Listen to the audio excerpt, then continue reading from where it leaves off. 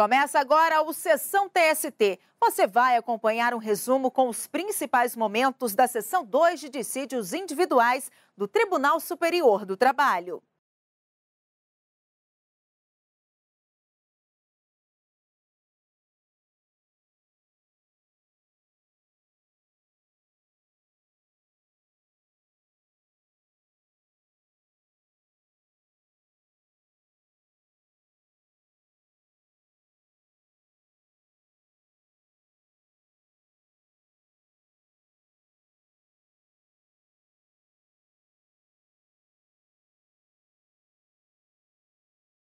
Podemos sentar. Obrigado.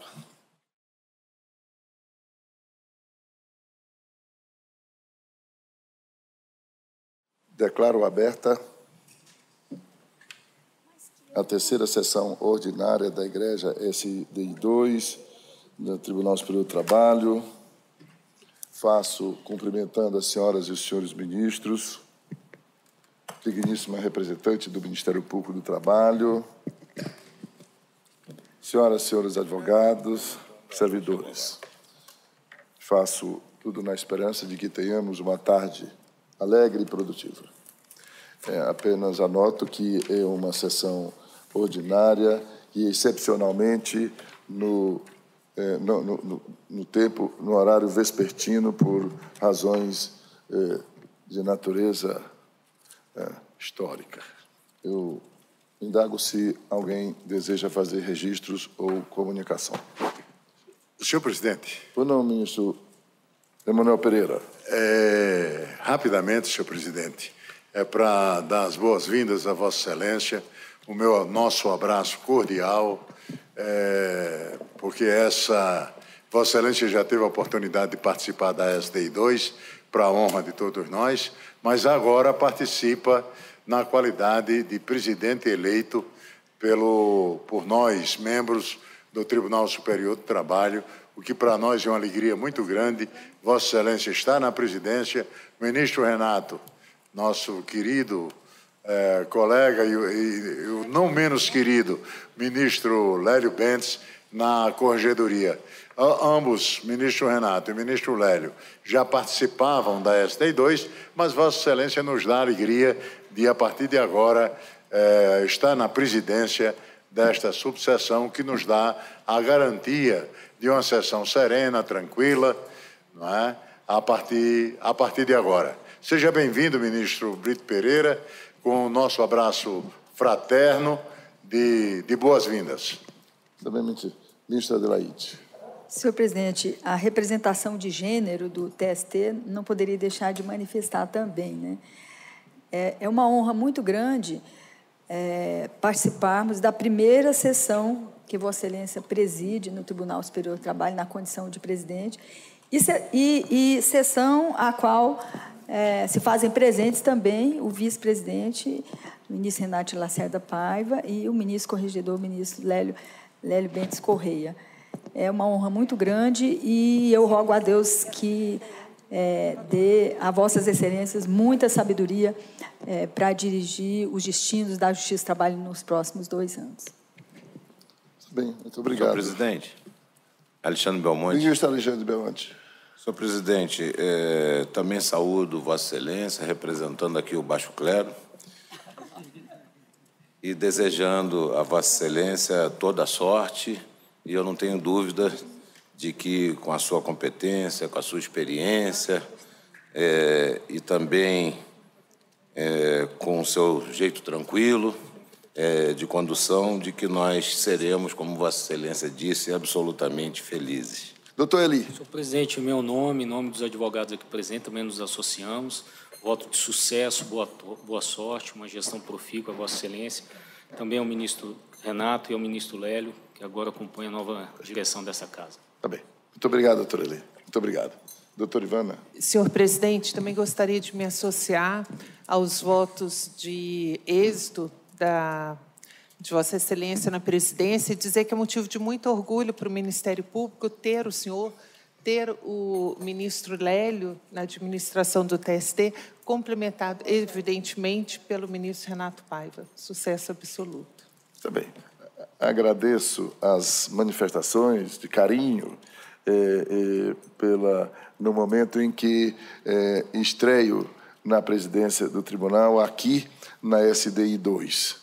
Né, e dizer que estou muito feliz porque tenho a chance de presidir o tribunal, presidir a SDI 2 e contribuir, deixar aqui o meu contributo, que espero seja permanente, espero que seja frutífero e contar precisamente com a contribuição dos colegas. E eu que já vou confessar aqui que não estou tão atualizado com a jurisprudência da SDI 2, mas espero que os senhores e as senhoras me alertem quando eventualmente ousar divergir. E cumprimento também a doutora Ivana, doutor Eli, que fala pelos advogados, e aqui dizer da minha felicidade em ver tantos advogados ontem para homenagear a nova administração. Ministro Douglas Alencar. Senhor presidente, vivemos o início de um novo ciclo, as esperanças, as expectativas se renovam. Como disse, em certa solenidade, a ilustre subprocuradora presente a essa sessão, doutora Ivana Santos, assim como a natureza experimenta a mudança das estações, também nas instituições nós enfrentamos a mudança das estações, primavera, verão, outono e inverno. Desejo a Vossa Excelência, ao ministro Renato, ao ministro Lélio, um biênio muito profícuo, com muita saúde. Grandes são os desafios, igualmente grande a capacidade, o talento, o descortínio de Vossas Excelências para bem conduzir os destinos desta Corte e da Justiça do Trabalho. Sejam todos muito felizes. Agradeço de coração. Agora nós vamos para... Tem pedido de preferência?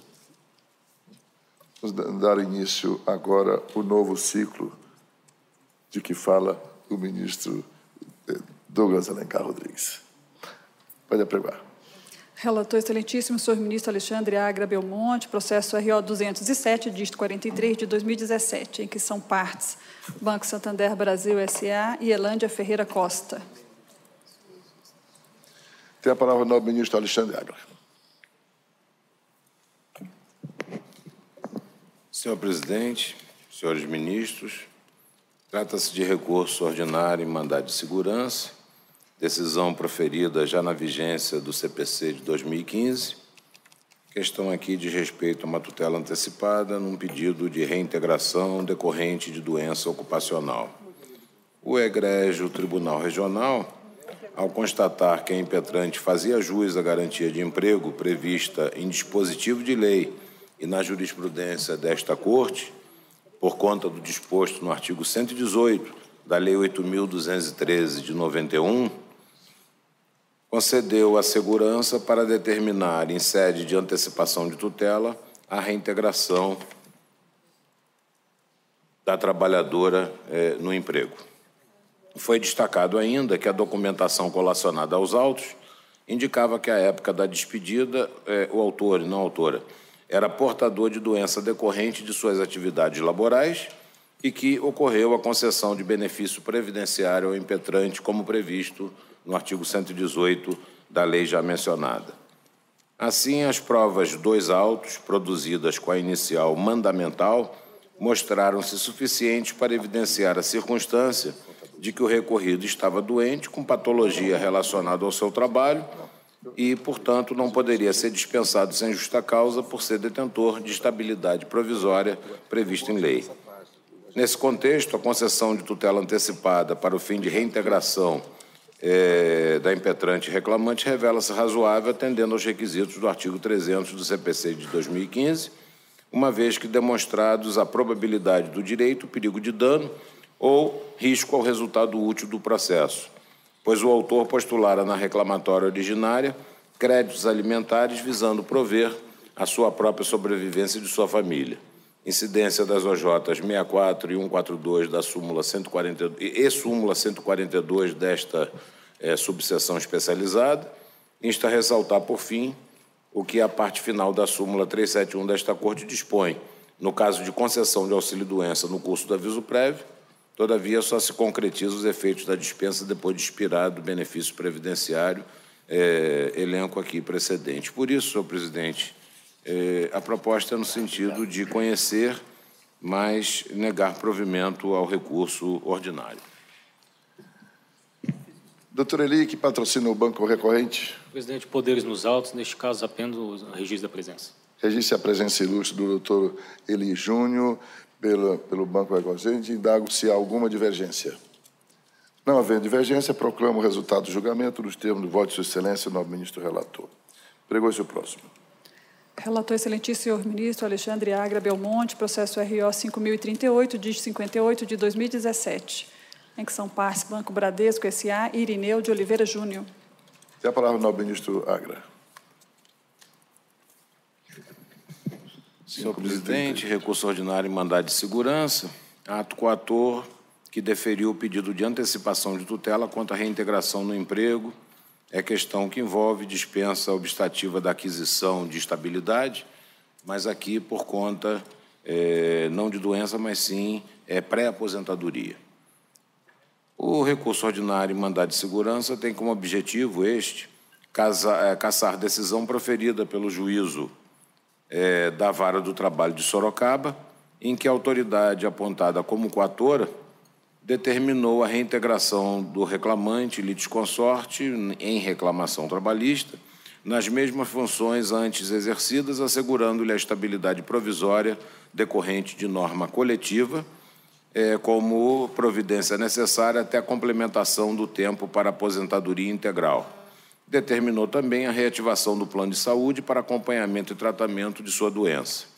Na oportunidade, a autoridade coatora assentou que o litisconsorte reclamante trabalhou para o Banco Impetrante de 25 de abril de 1985 até 12 de março de 2016, já considerado nesse tempo a projeção do aviso prévio, totalizando mais de 30 anos de serviços contínuos a ele dedicados, além de contar com mais de 2 anos e 8 meses de contribuição previdenciária relativa a outros empregos, concluindo, então, que a rescisão contratual ocorreu às vésperas, ou seja, 4 meses antes da aquisição ao benefício previsto na letra F da cláusula normativa 26ª, relativa à estabilidade pré-aposentadoria.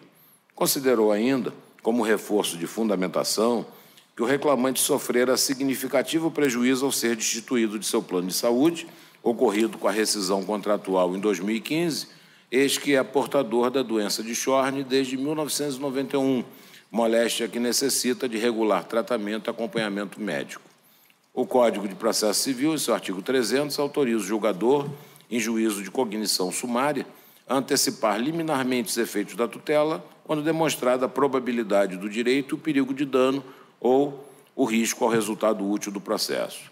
No caso em análise, ambos os requisitos se fazem presentes, tendo em vista que a plausibilidade do direito, o perigo de dano irreparável, constituem o risco de não vir o empregado a implementar o tempo necessário à aquisição do direito à aposentadoria, o qual somente pode ser resguardado na vigência do contrato de trabalho, que, por isso mesmo, se encontra ao abrigo de estabilidade provisória prevista em norma coletiva. Inteligência das orientações jurisprudenciais 64 e 142 desta subseção, e, na hipótese, não se revela abusiva, portanto, ou violadora de direito líquido e certo da impetrante, a decisão que deferiu o pedido de antecipação de tutela diante das circunstâncias, determinando a reintegração do empregado. Elenco aqui precedentes e, por isso, a proposta no sentido de conhecer, mas desprover o recurso, senhor presidente. Doutor Eli. Presidente, requerimento de registro da presença com poderes nos autos. Registre a presença ilustre do doutor Eli Júnior pelo banco recorrente. Indago se há alguma divergência. Não havendo, proclamo o resultado do julgamento nos termos do voto de Sua Excelência, nobre ministro Alexandre Agra, relator. Senhor presidente, o ministro Velho está aqui me chamando a atenção. Realmente, a doença de Crohn, não doença de aqui, trocar aqui. Eu não conhecia a doença, eu não sou especialista em doença, então, na hora eu não atinei. Eu estou retificando, então, doença de Crohn. Está bem, ministro relator. Apregou-se o próximo. Relatora excelentíssima senhora ministra Maria Helena Malma, em que é revisor, excelentíssimo senhor ministro Breno Medeiros, processo ação rescisória 8.096, dígito 96 de 2011, em que são partes Álvaro Arnoldo Franco e Bradescor Corretora de Seguros, LTDA. Tem a palavra a nobre ministra relatora. Senhor presidente, aqui a parte ajuizou a presente ação rescisória em face do Bradesco, corretora, pretendendo rescindir acórdão proferido pela SDI 1 dessa egrégia corte nos autos do processo TST, embargos, recursos de revista 470-321 de 1998. Aqui no caso do presente processo, eu entendo que a hipótese de julgar improcedente a ação rescisória e esclareço que essa ação rescisória, ela consiste em instrumento processual voltado à correção de vícios graves na formação da coisa julgada. E não pode ser utilizada como sucedâneo de recursal. No caso, se refere à tese de violação de lei, artigo 485, 5º do CPC de 73. O autor afirma que a decisão rescindenda, nos termos em que é apresentada, está em confronto com a redação dos artigos 8º, artigo 8º, inciso 8, da Constituição Federal e 543, parágrafo 3º da CLT. Contudo, verifica-se que os dispositivos tidos como violados não tratam da questão atinente à manutenção da garantia provisória de emprego quando ao encerramento da atividade empresarial empregadora na base territorial do sindicato para o qual foi eleito. Assim, não há como concluir que houve violação literal aos artigos apontados, conforme é exigido pelo inciso 5º do artigo 485. Por fim, o pedido de rescisão lastreado no inciso 9º do permissivo legal também não se caracteriza porque a questão suscitada pelo autor, caso comprovada, traduzir-se-ia em evidente erro de julgamento, pois afirma que, nada obstante tenha sido encerrada as atividades da empresa reclamada na base territorial do município, permaneceram as atividades empresariais de corretagem de seguros por outros agentes de mercado. Deixa implícita, dessa forma, a sua pretensão de buscar corrigir eventual erro de julgamento, o que é inviável pela via da ação rescisória. É assim que eu voto, senhor presidente. Muito bem, procedente. Ministro Breno. De acordo. Revisor. Revisor, de acordo. Doutor Caio. Senhor presidente, com poderes nos autos, apenas o registro da presença. Registro da presença do doutor Caio. Doutor Eli também. Registro da presença, senhor presidente. Então, indago se há alguma divergência. Não havendo, proclamo o resultado do julgamento nos termos do voto proferido pela nobre ministra relatora, registrando a presença dos ilustres advogados, doutor Caio e doutor Eli, respectivamente. Apregou-se o próximo. Relatora excelentíssima senhora ministra Maria Helena Malma, processo RO 30, dígito 89 de 2011, em que são partes Almir Nascimento Leal e Itaú Unibanco S.A. Tem a palavra a nobre ministra relatora. Senhor presidente, aqui no caso, eu também estou votando pelo conhecimento do recurso ordinário e estou propondo negar provimento. Trata-se de ação rescisória ajuizada por 3089, né? Por Almir Nascimento, agora contra o Banco Itaú. E o que se postula aqui é desconstituir o acórdão prolatado nos autos da reclamação trabalhista número 00389, originário da 24ª Trabalho de Salvador, da Bahia. E aqui, novamente, eu repito que a ação rescisória, ainda que calcada no artigo 485 do CPC de 73, é um instrumento processual voltado à correção de vícios graves, não é sucedâneo recursal. O corte rescisório, pretendido com o esquema referido fundamentado na referida norma, não dispensa que haja decisão explícita contrária à literalidade e dispositivo do ordenamento. No caso, não é possível constatar se alegada afronta aos artigos 11 e 205 do Código Civil de 2002 e 5º caput Constituição Federal de 88, uma vez que não se verifica na decisão rescindenda tese explícita acerca das matérias neles veiculadas. Incidência da súmula 298 deste tribunal, em cujo óbice se esbarra o pedido de rescisão nesse particular. No que se refere à alegação de violação do artigo 7º, 29 da Constituição Federal de 88, tem-se que foi considerada no julgamento rescindendo como a ciência inequívoca do dano sofrido pelo obreiro a data da concessão do auxílio-doença. Dessa forma, o acolhimento da pretensão desconstitutiva com base nas alegações do autor, no sentido de que a ciência inequívoca se deu em momento diverso, depende do revolvimento de fatos e provas, notadamente no que concerne ao real momento em que o autor tomou conhecimento da extensão do dano que alega ter suportado. Note-se, por fim, que a pretensão do autor, baseado no artigo 485, 5º do CPC de 73, é conflitante com a diretriz esculpida na orientação jurisprudencial número 375 da SDI 1, em relação ao alegado erro de fato. Artigo 485, 9º do CPC de 73, também não prospera a pretensão rescisória formulada.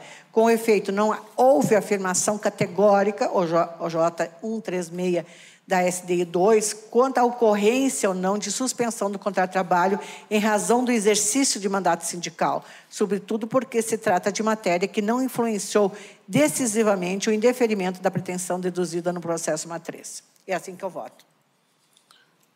Recurso ordinário, nega provimento. Não provido. Nega provimento. Doutor Ricardo. Excelência, pelo recorrente, requer o juntado de subestabelecimento e apenas o registro. Registre a presença ilustre do doutor Ricardo Quintas Carneiro, a quem defiro a juntada do subestabelecimento. Doutor Eli. Pelo Banco Itaú, poderes nos autos, também o registro da presença. Registro a presença, igualmente, do doutor Eli Júnior, que patrocina o Banco Itaú, e eu indago se há alguma divergência. Não havendo, proclamo o resultado do julgamento nos termos do voto proferido pela nobre ministra relatora.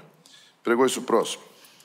Relatora excelentíssima senhora ministra Maria Helena Malma, em que é revisor, excelentíssimo senhor ministro Breno Medeiros, processo ação rescisória 1252, DIS 57, de 2016, em que são partes Banco do Brasil S.A. e Sindicato dos Empregados em Estabelecimentos Bancários da Bahia. Tem a palavra a nobre ministra relatora. Senhor presidente, analiso preliminar de inépcia da inicial. O acórdão apontado como rescindendo efetivamente substituiu a decisão regional, porquanto neste foram afastadas as alegações do então recorrente de violação de preceitos constitucionais e de leis ordinárias, de acordo com a súmula 51 dessa Corte. Então, rejeito a preliminar de inépcia. Artigo 485, 5º do CPC de 73, violação dos artigos 7º, 29 e 26 da Constituição Federal de 88, não configuração, anuênios, prescrição. Nos termos da súmula 409 desta Corte, não procede ação rescisória calcada em violação do artigo 7º, 29 da Constituição Federal de 88, quando a questão envolve discussão sobre a espécie de prazo prescricional aplicável aos créditos trabalhistas, se total ou parcial, porque a matéria tem índole infraconstitucional construída na jurisprudência do trabalho, no plano jurisprudencial, portanto.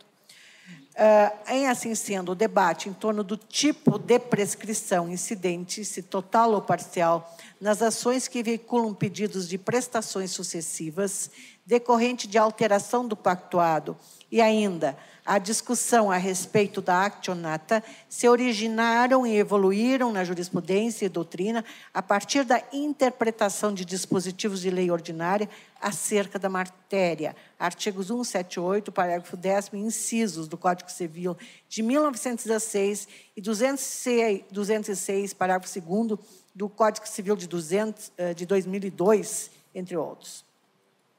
No caso dos autos, em que a controvérsia centra-se na aplicação da prescrição total ou parcial para se pleitear anuênios suprimidos pelo empregador, não se observa a alegada ofensa literal ao artigo 7º, 29 da Constituição da República. Eu trago precedentes dessa subseção. A invocada contrariedade à súmula 294 do TST não se enquadra em nenhuma das hipóteses do cabimento inscritas no artigo 485 do CPC de 73. Inteligência da orientação jurisprudencial 25 desta SDI. De outra parte, incide na espécie o óbice da súmula 2981 do TST, diante da ausência de emissão de juízo explícito pela decisão rescindenda em torno do conteúdo do artigo 818 da CLT, tido como violado pelo autor na inicial da ação rescisória.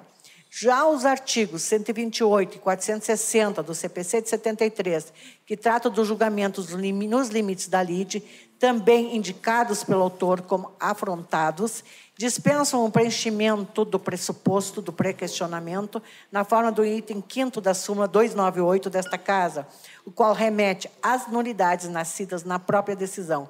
Porém, não procede a alegação, visto que, no caso, não houve julgamento fora dos limites do pedido e da causa de pedir. Como bem salientou o réu na inicial da rescisória, o autor faz referência ao acórdão regional proferido no processo matriz e não à decisão desta Corte Superior, apontada como rescindenda. Por essa razão, no acórdão rescindendo, não houve propriamente vício de nulidade ao simplesmente não conhecer do recurso de revista do banco, mantendo dessa forma a decisão que, em tese, estaria contraditória em relação à data, segundo alega a parte autora. Ainda assim, tudo indica que o defeito apontado pelo autor se identifica, em verdade, com um mero erro material de digitação suprível até mesmo de ofício pelo juiz da execução ou a requerimento da parte interessada, nos termos do artigo 833 da CLT, pois nitidamente se relaciona a uma simples confusão do julgado regional com as datas 31 de agosto de 1996, limite de admissão, e 1º de setembro de 1999, supressão da parcela anuente. Isso, entretanto, não é tecnicamente motivo suficiente para a rescisão do acórdão rescindendo desta Corte, o qual registrou a delimitação correta do espaço temporal da condenação, onde não há menção à data de 31 de agosto de 1999, equivocadamente colocada na conclusão do acórdão regional da ação, subjacente que não é objeto da presente pretensão desconstitutiva. No mais, o pedido de desconstituição por violação do artigo 7º, 26 da Constituição Federal pressupõe necessariamente nova análise das provas que alicerçaram o julgamento rescindendo, a fim de demonstrar a alegação de que os anuênios foram instituídos por acordos coletivos e não por norma regulamentar interna da empresa, incidência do óbice da súmula 410, segundo a qual a ação rescisória calcada em violação de lei não admite reexame de fatos. Erro de fato. Artigo 485, 9º do CPC de 73. Havendo controvérsia e pronunciamento judicial a respeito da existência ou não de normas coletivas e de regulamento interno prevendo o pagamento de anuênios em nítida inobservância aos parágrafos 1º e 2º do artigo 485 do CPC de 73, também não prospera a rescisória por esta hipótese de cabimento. Ademais, eventual erro de julgamento, correção de injustiça e má apreciação das provas que serviram de fundamento à conclusão do juízo rescindendo desservem ao corte rescisório pretendido. De outra parte, é certo que a jurisprudência deste colegiado admite a ação rescisória para eliminar contradição entre a parte dispositiva e a fundamentação do julgado rescindendo, por erro de fato, na retratação do que foi decidido. No caso, porém, o vício referido pelo autor remete ao acórdão regional recorrido e não ao proferido por esta Corte. O objeto da ação rescisória sob exame é um só, acórdão oriundo da Igreja, 8ª turma desta Corte Superior, proletado nos autos do processo número 131.900, decisão em que não há nenhuma contradição. Óbice das orientações jurisprudenciais 103 e 136 desta SDI. Ação rescisória que eu proponho seja julgada improcedente. É assim que eu voto. Julguei improcedente. Doutor Fabrício. Excelência, com poderes, eu gostaria de fazer uso da palavra. Mas antes eu vou tomar voto do nobre ministro relator. Estou de acordo. De acordo. Tem a palavra Vossa Excelência pelo tempo regimental. Excelentíssimo senhor ministro presidente, na pessoa de quem cumprimento os demais integrantes dessa colenda subseção, ilustre membro do Ministério Público do Trabalho.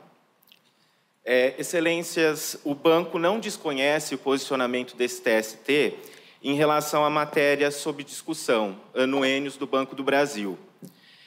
Todavia, eu não posso deixar de ressaltar que a conclusão do acórdão rescindendo, ela se baseou em patente erro de fato, que é apto, nos termos do artigo 485, inciso 9 do CPC de 73, a ensejar o corte rescisório. De fato, o acórdão rescindendo acolheu a tese do regional no sentido de que, antes de 1992, o anuênio estaria previsto apenas em norma interna do banco. E, por conta disso, ele teria se incorporado ao contrato de trabalho dos substituídos. Ocorre, excelências, que o anuênio ele sempre foi instituído por norma coletiva. Assim, houve o reconhecimento de um fato inexistente pelo acórdão da Colém da 8ª turma aqui do TST, no sentido de que ele partiu da premissa de que o anuênio sempre foi instituído pelo regulamento interno do banco, quando não foi. Convém só fazer um esclarecimento aqui a esse respeito, que a carta circular mencionada na contestação do réu, ela apenas transcreveu o resultado da sentença normativa proferida no dissídio coletivo de 84, que foi homologada aqui pelo TST. Partindo desse erro de fato, o acórdão ele violou frontalmente o artigo 7º, inciso 26 da Constituição, porque ele desprezou o que foi acordado, transacionado entre as partes. Por todo exposto, o banco requer o conhecimento e a procedência da presente ação rescisória. Muito obrigado. Doutor Ricardo, aguarda o desfecho. Pelo sindicato do réu, sim, eu requero juntada do subestabelecimento, eu aguardo o julgamento. Eu defiro a juntada do subestabelecimento, assegurando a palavra a Vossa Excelência se houver divergência. Indago se há alguma divergência. Observação, não havendo, proclamo o resultado do julgamento nos termos do voto da nobre ministra relatora e revisor, e registrando também a presença do nobre advogado Ricardo Quintas Carneiro, pelo sindicato. Apregou-se o próximo. Relatora, excelentíssima senhora ministra Maria Helena Malman, processo RO 10.553, dígito 10, de 2017. Tem a palavra a nobre ministra Malman. Senhor presidente, aqui eu nego o provimento a recurso ordinário, hipótese de mandado de segurança impetrado com o objetivo de impugnar a decisão proferida na ação civil pública de origem, que indeferiu o pedido de tutela de urgência para determinar que a litisconsorte passiva abstenha-se de promover o desconto salarial. Contudo, a prolação de sentença na ação civil pública matriz implica perda superveniente do objeto da ação mandamental. É a jurisprudência da Casa que eu aqui aplico. Nega provimento ao recurso ordinário, né? Doutor Ricardo. Esse, de fato, houve a perda do objeto. Agora, a dúvida extingue-se o mandado de segurança ou nega provimento ao recurso? Só quanto ao dispositivo, excelência? O dispositivo fica assim, negar provimento ao recurso ordinário, porque aqui que eu estou examinando é o recurso ordinário. É o agravo, né, ministra Malman? É um agravo contra a decisão que declarou a extinção? E se trata de recurso ordinário interposto contra a decisão do acórdão proferido pelo Tribunal Regional do Trabalho da 4ª Região, que negou o provimento ao agravo regimental. Ah, sim. Aquele agravo foi a decisão que extinguira em face da extinção do processo julgamento. Nós estamos já examinando o recurso ordinário. Aqui, negando provimento, está-se preservando aquela decisão, agravada. Indago se há alguma divergência. Não havendo, proclamo o resultado do julgamento nos termos do voto proferido pela nobre ministra relatora. E apregou-se o próximo. Relatora excelentíssima, senhora ministra Adelaide Miranda Arantes, processo RO 22.105, dígito 76, de 2016, em que são partes Companhia Estadual de Distribuição de Energia Elétrica e Ilka Beatriz Rodrigues de Almeida. Tem a palavra a nobre ministra Adelaide Arantes. Senhor presidente, trata-se de recurso ordinário da litisconsorte passiva, mandado de segurança, tutela antecipada e é a hipótese de sentença superveniente e perda do objeto, observando a ausência de interesse jurídico a ser tutelado ante a ocorrência dos exatos termos da súmula 414, inciso 3, do Tribunal Superior do Trabalho. O meu voto é no sentido de conhecer do recurso ordinário e, no mérito, denegar a segurança nos termos do artigo 6º, parágrafo 5º da Lei 12.016, de 2009. Oficie-se com urgência à autoridade coatora e ao presidente do Tribunal Regional do Trabalho da 4ª Região, cientificando-os do inteiro teor desta decisão. É o meu voto. Doutora Cíntia. Excelência, apenas o registro da presença, eu aproveito o ensejo para externar meus votos de êxito e sucesso para Vossa Excelência, aos ministros Hélio Bentes e ao ministro Renato, nessa nova etapa. Tá bem. Muito obrigado, doutora Cíntia. Registrando a presença por enquanto, né? Indago se há alguma divergência. Não havendo, proclamo o resultado do julgamento no termo do voto de Sua Excelência, a nobre ministra Delaide Miranda Arantes. Apregou isso próximo. Relatora, excelentíssima senhora ministra Delaide Miranda Arantes, processo RO 22.202, de 76, de 2016, que são partes juiz titular da 2ª Vara do Trabalho de Passo Fundo, como autoridade coatora, e como partes, Oswaldo Luiz Chicheleiro e Sanofi Aventes Farmacêutica LTDA. Tem a palavra a ministra relatora. Senhor presidente, recurso ordinário do impetrante e da litisconsórcio passiva, mandado de segurança, tutela provisória de urgência indeferida, e é a mesma hipótese de sentença superveniente e perda do objeto. Eu conheço de ambos os recursos e, no mérito, denego a segurança nos termos do artigo 6º, parágrafo 5º da Lei 12.016, custas em reversão pelo impetrante no importe de R$ 600, arbitradas consoante previsto no artigo 789 da CLT, em razão do valor dado à causa de R$ 30 mil, dos quais ficou isento em decorrência dos benefícios da justiça gratuita. É o meu voto. Está bem. Doutor Ricardo. Senhor presidente, somente o registro da presença. Registre a presença ilustre do doutor Ricardo Laerte Gentil Júnior. Indago se há divergência. Não havendo, proclamo o resultado do julgamento nos termos do voto de Sua Excelência, a nobre ministra Delaide Miranda Arantes. Agora, ao próximo. Relator excelentíssimo, senhor ministro Breno Medeiros, processo RO 368, dígito 29, de 2015, em que são partes Antônio Ronaldo Rovares e Banco do Brasil S.A. Tem a palavra o nobre ministro Breno Medeiros.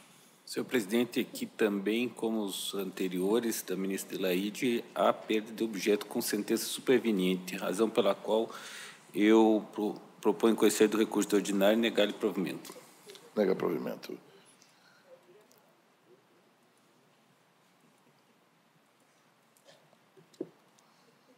Doutor Emeraldo. Boa tarde, excelência. Excelência, pelo recorrente, e agora não fazendo parte mais daqueles que advogam para o Banco do Brasil, depois de 2 anos e meio ausente dessa tribuna, volto com saudade, revendo ministros tão ilustres. Senhor presidente, senhor relator, eu recebi esse processo ontem, estive analisando algumas questões e me chamou a atenção o fato de que agora, atuando do outro lado do Banco do Brasil, eu vejo que algumas mazelas continuam. Nesse caso, principalmente, um advogado egresso do BESC, ele foi incorporado aos quadros do Banco do Brasil e lá no antigo BESC ele é concursado, diferente daqueles advogados do Banco do Brasil que eram escriturários e que passaram a atuar como advogado. O que mais me chamou a atenção, e a ausência da tribuna me fez perder a mão, até de falar tecnicamente todos os aspectos, mas eu vim aqui para lhes dizer que esse caso é sui generis. Uma ação de reintegração em que o que se discutia naquele processo principal era a volta desse colega aos quadros do banco, mas o que eu verifiquei na prática é que anos depois de um suposto ato que seria reprovável por conta do colega que hoje represento, era que ele teria feito uma tese para mudar de função, melhorar os valores salariais e mudar o nível dos assessores jurídicos do Banco do Brasil. O que me chamou a atenção foi o fato de que o banco faz isso mais de 2 anos depois, como forma de retaliação contra esse colega, que já estava em um caminho tortuoso dentro do banco, passando dificuldades de saúde, com sofrimento de acidente, uma filha tendo dificuldades de saúde. Isso é o que mais me chamou a atenção. É a questão da ação principal, que foi dada a reintegração, e o Banco do Brasil manejou o mandado de segurança e logrou êxito em suspender quase todos, ou se não todos, os itens que tinham sido concedidos na ação principal. Por conta disso é que eu vim à tribuna para dizer para Vossas Excelências que me chamou mais atenção também que lá em Florianópolis já houve vários procedimentos, inclusive com suspeição, me parece que está nos autos, se não me falha a memória agora, inclusive essa suspeição de alguns dos desembargadores que compõem aquele tribunal. Hoje, até por conta do que me falou o colega pelo telefone, ele estava, de novo, numa situação difícil em que o banco estaria demitindo novamente depois da reintegração.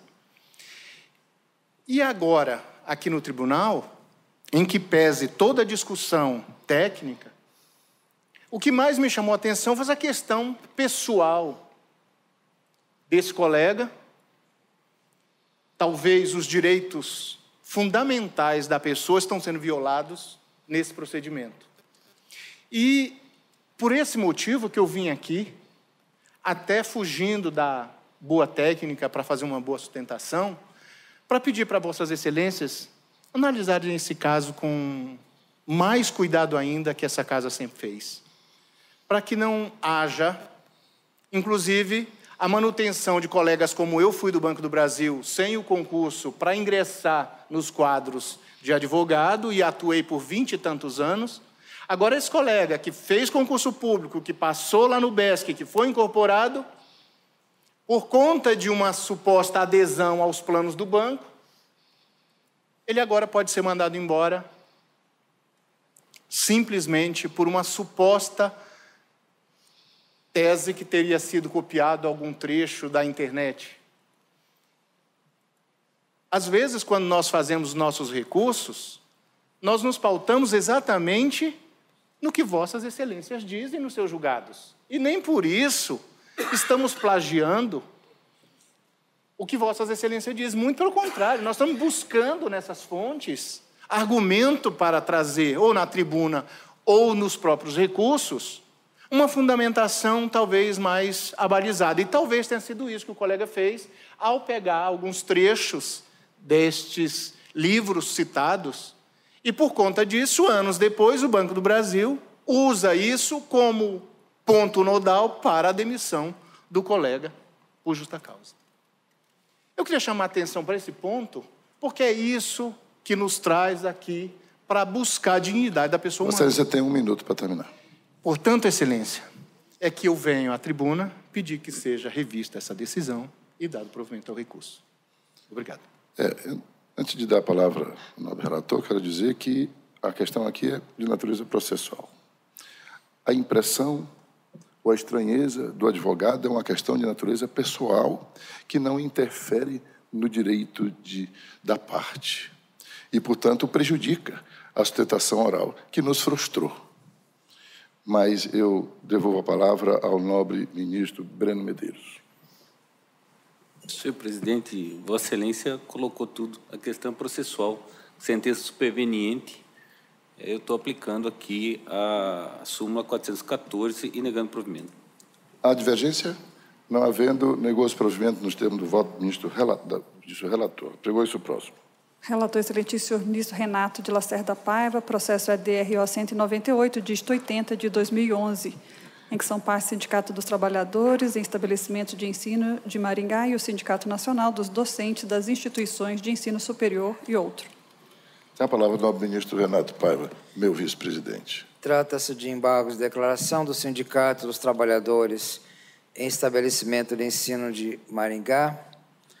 Estou acolhendo parcialmente para, sem primeiro efeito modificativo, acrescer ao acordo embargado os fundamentos consignados no voto.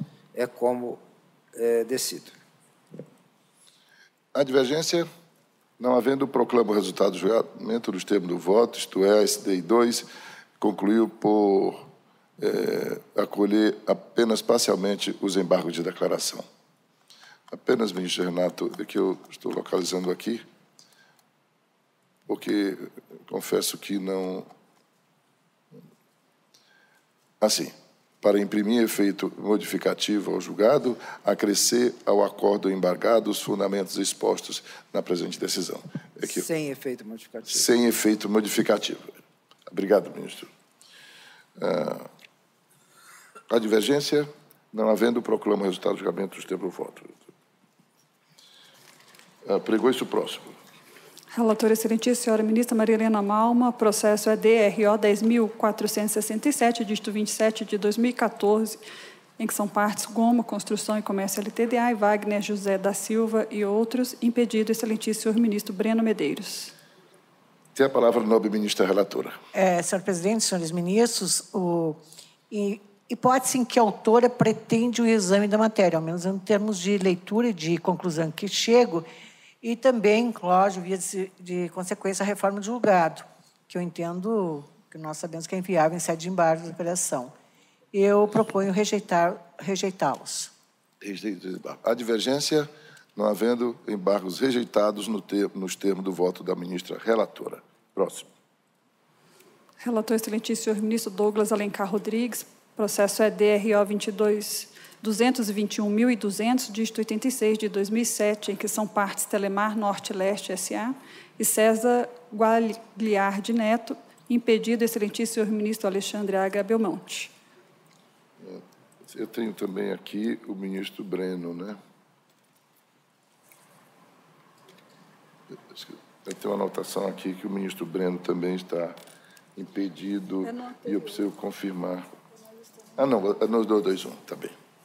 Agradeço. Tem a palavra o nobre ministro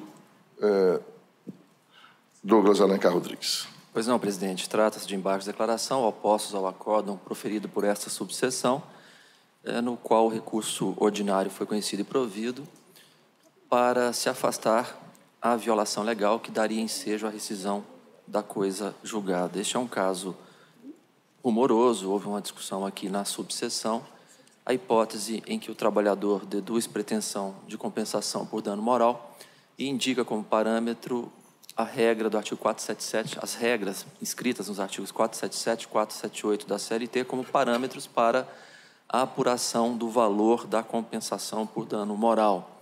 Segundo a leitura da petição inicial, o autor teria estabelecido como teto o patamar de 42 remunerações. Mas o juiz prolator da sentença acabou definindo 1 mês de salário por mês de serviço, levando a condenação a 256 remunerações, suplantando claramente os limites da LIDE, violando os artigos 128 e 460.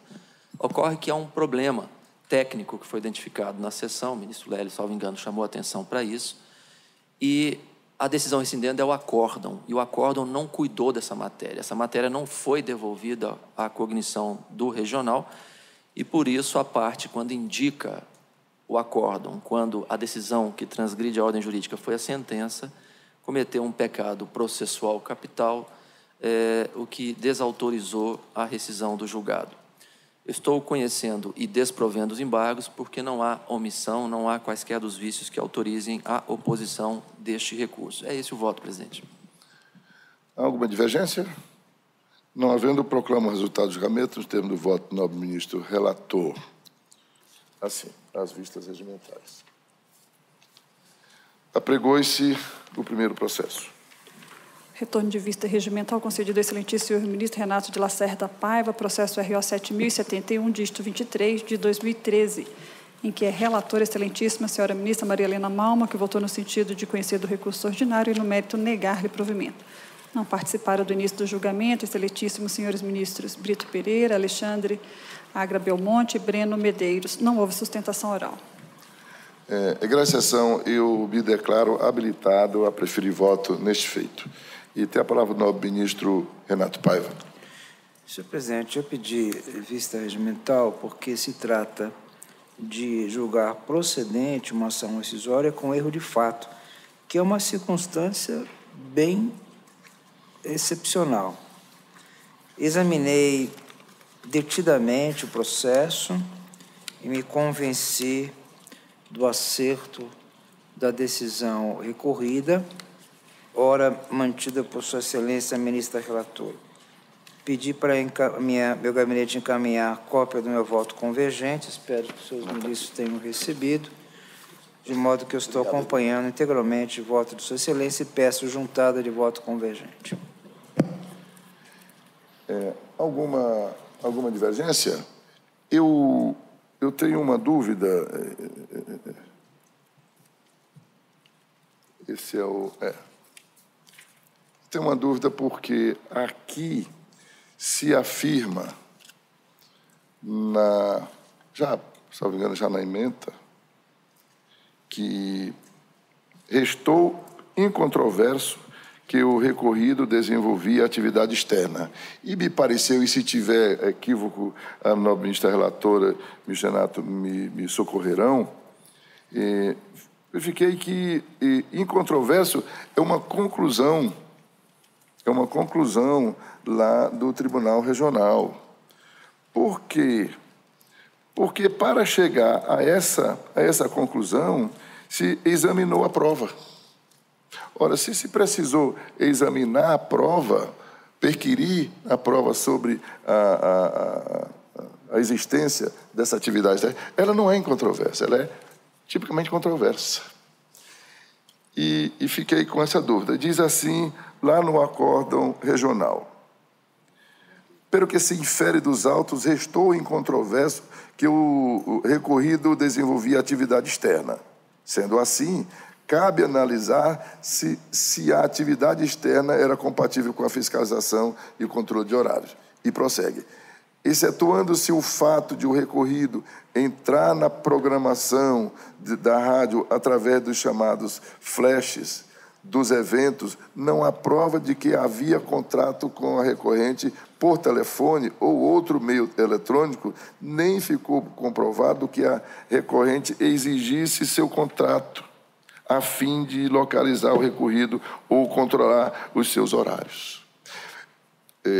Peço a máxima vênia, mas aqui compreendi que se analisou a prova para confirmar a assertiva inicial. Então, eu submeto essa minha dúvida à consideração de Vossas Excelências. Ministro Renato está pedindo a palavra. Senhor presidente, só para esclarecer Vossa Excelência, a sentença julgou procedente a ação, entendendo que o reclamante estava sujeito a controle de horário. O tribunal, haviam nos autos recibos de pagamento de horas extras, que não foram considerados.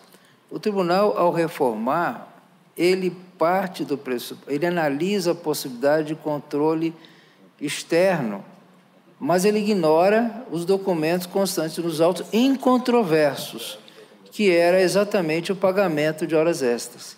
Então, me parece que é o caso típico de erro de fato. Por quê?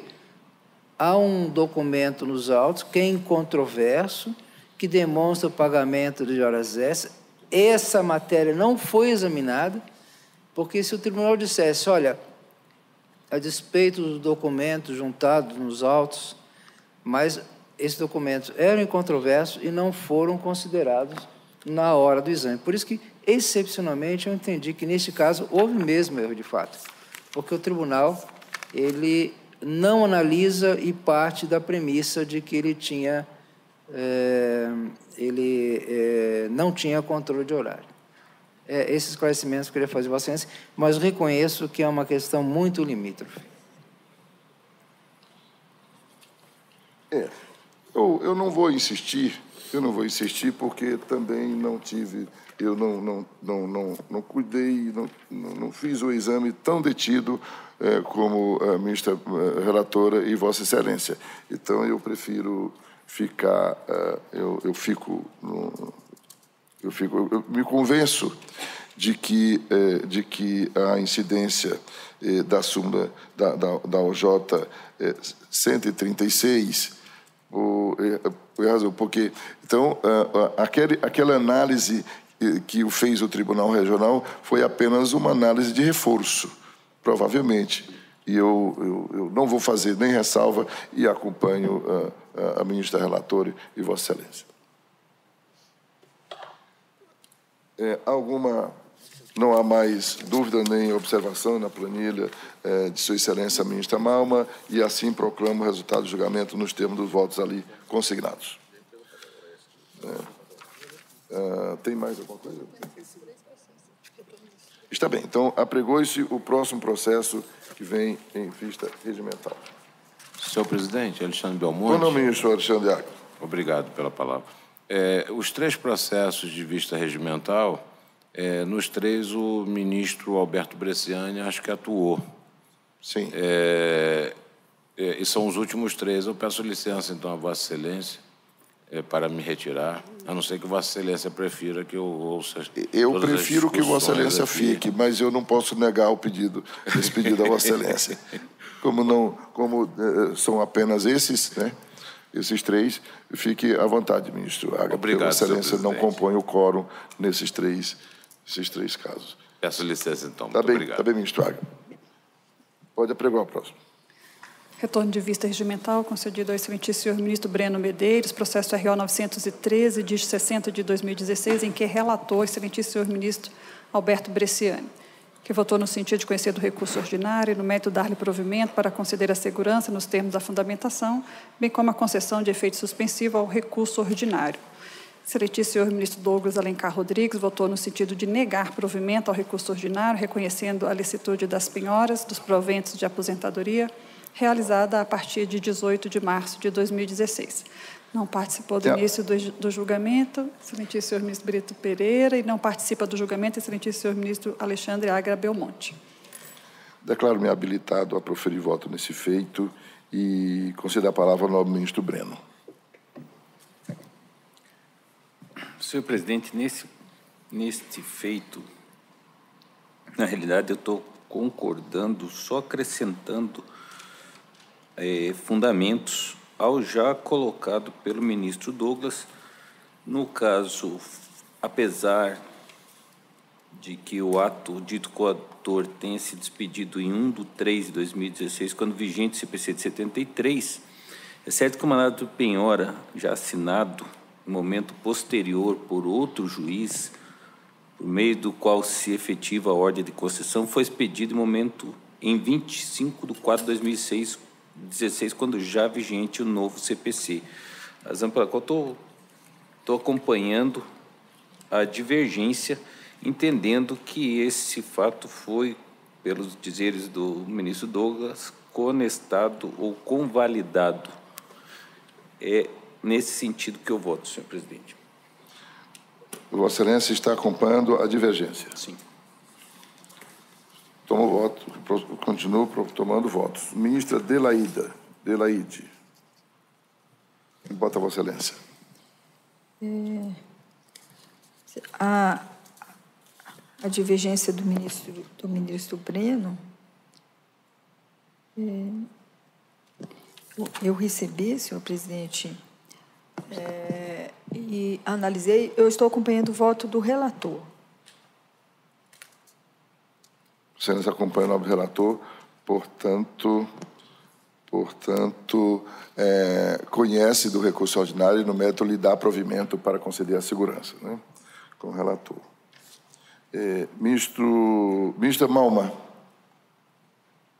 Senhor presidente, é uma matéria extremamente importante, né, porque nós vamos definir, essa situação vai ser recorrente em outras situações também, me penso eu, que a questão da aplicação do direito questão de direito intertemporal. E eu vou pedir vênia ao ministro Douglas e ao ministro Breno, e vou acompanhar o relator, até por uma questão de, não sei se daria para colocar, de uma aplicação, por analogia, da OJ 127, da SD2, e considerar que o efetivo ato coautor é o primeiro que se firmou a tese hostilizada, que não se convalidou no momento posterior com a vigência do novo Código. Essa é a discussão que se trava aqui. Então, por essas razões, embora confesse que realmente, nessa questão,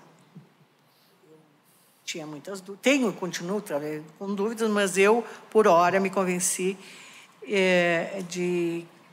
pela tese exposta no voto do ministro Alberto, desse ano. Também. Prover a segurança, concede a segurança. Ministro Renato Paiva. Senhor presidente, pelo que eu estou entendendo, em 1º de março de 2016, portanto, antes do Código, não é? Antes da vigência do Código, foi proferida uma decisão no sentido de que fosse efetuado o Bacenjude na conta do sócio da empresa, dos sócios executados, penhora de 20% do rendimento líquido. Esse foi o comando. Mas, na verdade, pelo que eu estou entendendo, minha compreensão, posso estar, se eu estiver equivocado, por favor, me corrijam, o que ele está discutindo não é isso. Está discutindo é que, quando realizada a penhora, já pelo novo Código, se atingiu proventos de aposentadoria. Exatamente. Então, na verdade, o mandado de segurança não é contra a decisão lá atrás, que foi genérica, não é? Não, nesse daqui a decisão ela é específica. É diferente do outro. O outro nós que ainda também tem outro aqui que é o RO 1526. Esse realmente foi genérica. Nesse caso aqui, o primeiro juiz, inclusive foram dois juízes diferentes. O primeiro juiz, ele determinou realmente dia 1º de março, antes da entrada em vigor do novo CPC. E a juíza, após, em 24, aí eu entendo que ela veio ratificando uma decisão anterior, mas dando também força a ela vem e expede o mandado para a penhora. Então, eu acredito que, nesse momento, é que foi feita a convalidação, como colocado pelo ministro Douglas. São dois casos, esse e o 1152, que são idênticos, inclusive as datas e os juízes são os mesmos, mas o outro é esse que Vossa Excelência está citando, é o 1526. O ministro Douglas propôs... Me permite, senhor presidente, a minha dúvida é a seguinte, porque eu estou vendo aqui uma determinação genérica. Ele não manda penhorar proventos de aposentadoria. Ele manda penhorar a conta do sócio. Exato. Do sócio. Exato. Veja que não é pessoa... rendimento líquido percebido pelos sócios executados. É muito genérico, poderia ser até pro labore. Sim. Então, é genérico. Agora, quando que se materializou a ordem? No momento que se fez o bacenjude e se atingiu o provento de aposentadoria. Em que data se deu esse fato? Já na vigência do Código, não é isso? Já em 25 de abril. Então, eu estou entendendo que, neste caso,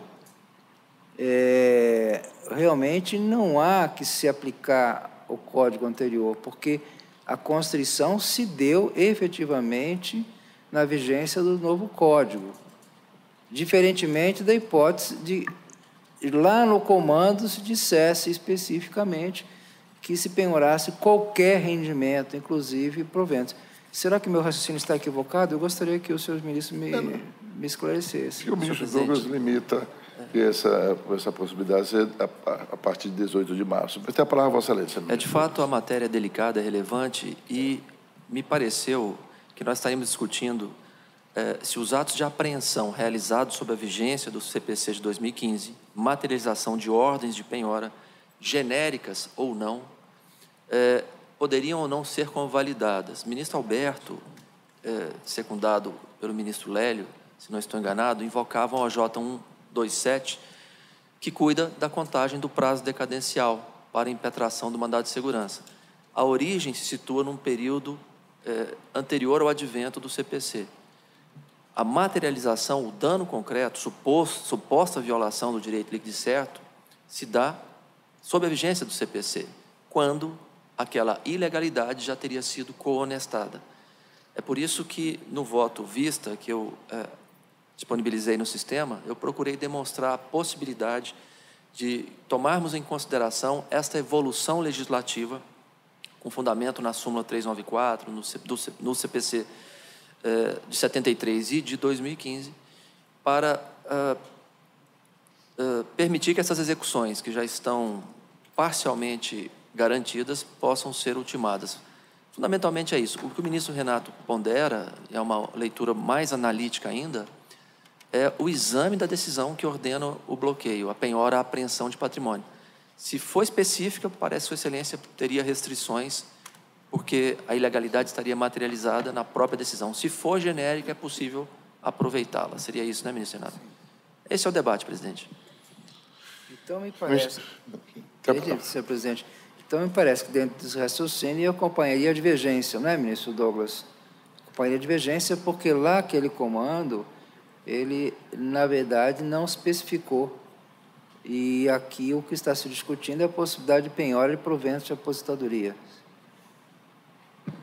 Aqui a ordem de penhora diz do bloqueio / penhora de 20% do rendimento líquido percebido pelos sócios executados indicados na petição de reclamante até a garantia total da execução, a ser cumpridos junto aos órgãos indicados. Rendimento líquido não se sabe... Foi genérico. Provento, prolabore... O curioso, ministro Renato, aqui diz os vencimentos líquidos do sócio. Não é de proventos, porque o sócio é da atividade empresarial. Exatamente. E aí, a meu juízo, estaria mesmo afastada o alcance, quer dizer, essa penhora não alcançaria os proventos de aposentadoria, como quando tivesse na mesma conta. Exatamente. Porque aqui, de fato, parece que afasta. Eu estou muito, assim... A ordem que pegou o salário foi a outra. Ao sinalizar dessa forma, né, evoluindo aqui, aproveitando a colocação do ministro Renato, a ordem realmente que mandou penhorar o salário foi a outra, foi a do dia 24, porque foi a que efetivou a penhora da aposentadoria, porque a ordem lá do início de março, a anterior, falava em 20% do líquido dos proventos, dos rendimentos líquidos dos sócios executados. Esse rendimento do sócio é a retirada. É o prolabore. E não a sua conta particular. Os seus proventos, que nada tem a ver, pelo menos em princípio, com a retirada da sociedade. E aqui é preciso se separar, né? Talvez até uma declaração de salvo, né, para evitar a execução lá a constituição dessa importância. Mas eu confesso que examinei, sabia todo esse debate, mas achei que só o voto do ministro relator e do revisor daria para esclarecer. O ministro Renato aqui está com a palavra. Estou aqui só pensando alto. Pois não, obrigado, senhor presidente. Para ultivar meu voto, então, na verdade, o que eu precisaria indagar de Sua Excelência, ministro Vistor, é que aquela segunda decisão que determinou a penhora de proventos já foi na vigência do novo Código, é isso? Sua Excelência tem essa informação? 25 de abril de 2016, já na vigência. Já na vigência. Então, respeitosamente, neste caso específico, em razão deste detalhe, eu pedirei ao relator acompanhe a divergência. Acompanha a divergência e nega, portanto, provimento ao recurso, reconhecendo a licitude das penhoras dos proventos de aposentadoria realizadas a partir de 18 de março de 2016. Tem a palavra o nobre ministro Emanuel Pereira. Senhor presidente, eu tinha já me debruçado sobre a vista do ministro Breno e, após a discussão havida agora muito esclarecedora, eu vou pedir vênia a Sua Excelência, o relator, para acompanhar a divergência aberta pelo ministro Douglas. Para a divergência. Ministro Lélio. Presidente, quanto à tese jurídica em si, como adiantou o ministro Douglas, tem realmente entendimento firmado no sentido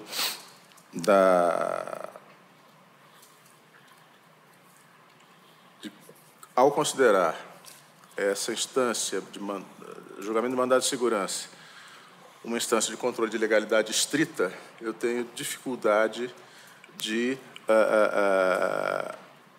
expandir a esfera desse controle para fatos ulteriores ao ato que determinou o bloqueio do valor. Não é? Mas o ministro Renato traz, de fato, uma ponderação relevante, na medida em que Sua Excelência considera que essa ordem efetiva só se concretizou com violação, ou, na hipótese, sem violação da lei, porque já havia sido alterada, após a edição do novo Código de Processo. Mas ainda confesso a minha inquietude, presidente, porque verifico que, embora a ordem originária refira-se a 20% do rendimento líquido, e aí, como Vossa Excelência bem adiantou, 20% do rendimento líquido, se de um lado não é específico o bastante para se considerar bloqueio de proventos, não exclui essa hipótese, não é? E aí seria necessária uma concessão parcial para vedar essa possibilidade, sob pena de aí se concretizar a ilegalidade. Mas todo o acórdão prolatado pelo Tribunal Regional debate o bloqueio dos proventos de aposentadoria. Então, de fato, estou muito impressionado com os argumentos deduzidos por Sua Excelência, mas gostaria de aprofundar um pouco ainda o exame nesse caso específico, que me parece revestido mesmo de circunstâncias peculiares. Eu peço vista regimental com notas degravadas em rascunho. Está bem.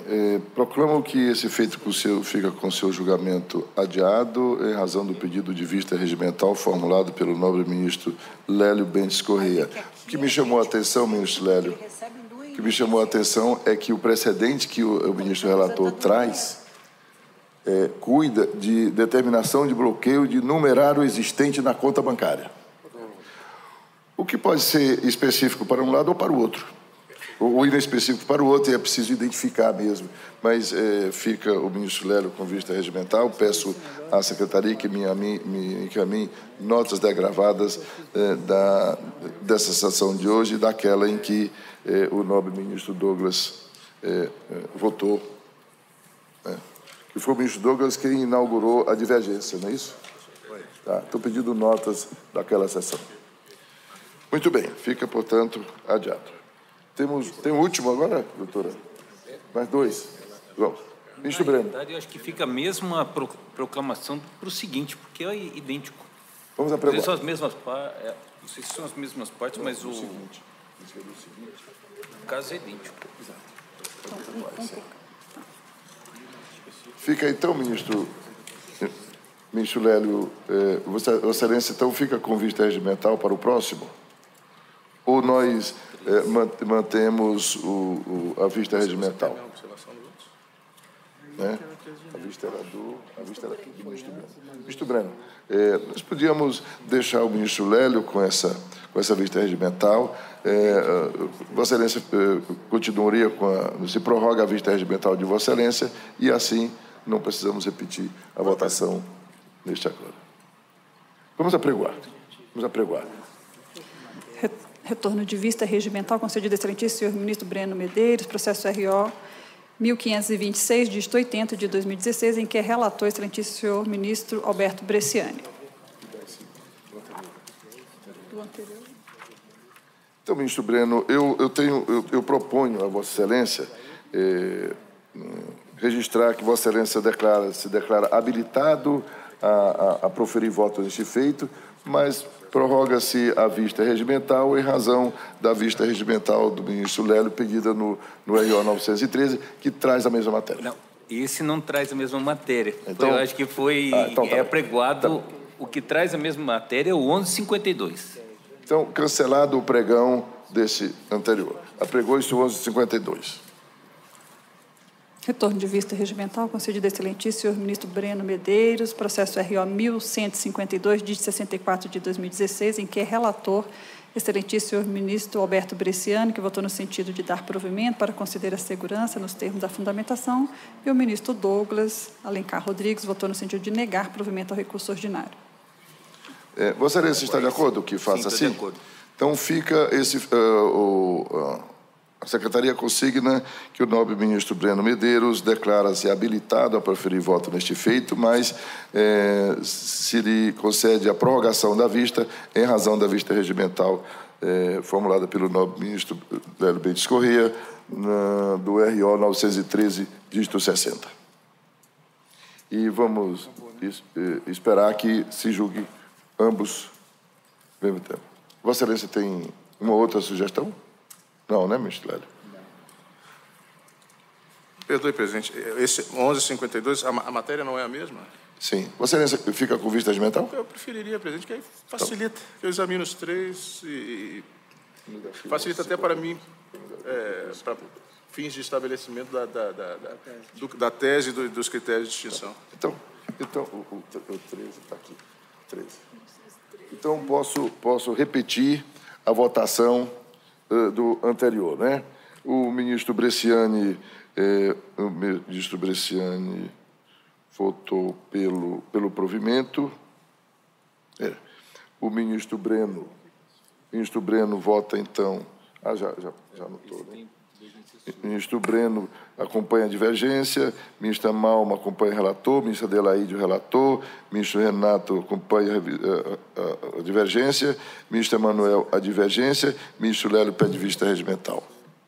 Proclamo que esse feito a ver com o seu julgamento adiado em razão da vista regimental formulada pelo nobre ministro Lélio Bentes. Está bem assim? Já consignado o voto de Vossa Excelência. Pregou-se o próximo.